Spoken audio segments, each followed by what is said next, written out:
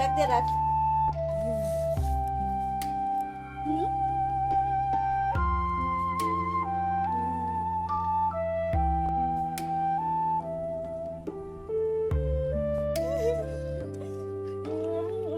মজাই মজা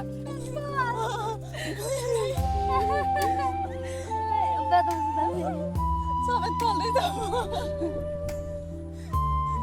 এটা কথা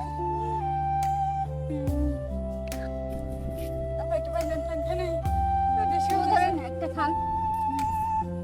তো পাকার সাথে সাথে কাঁচা সবেদাটাও খাওয়া যায়। প্রথমে হচ্ছে কেটে একটু কষ্ট ঝরিয়ে নিতে হবে। কষ ঝরানোর পর আমরা ছুলে নেব।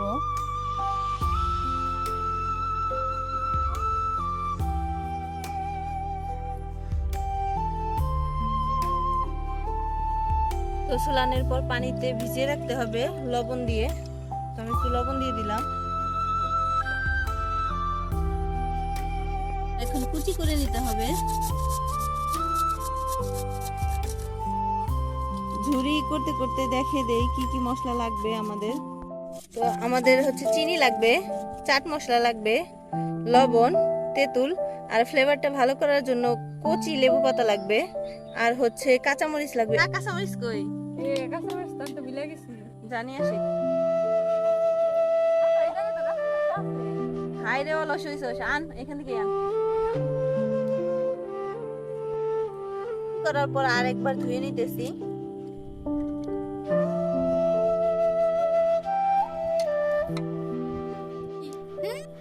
তো মরিচ আর হচ্ছে লেবু পাতা কুচি লবণ দিয়ে মাখিয়ে নিলাম। এখন হচ্ছে তেঁতুল দিব।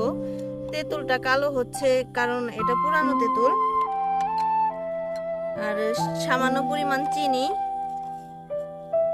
সামান্য পরিমাণ চাট মশলা, আর হচ্ছে সবেদা কুচি।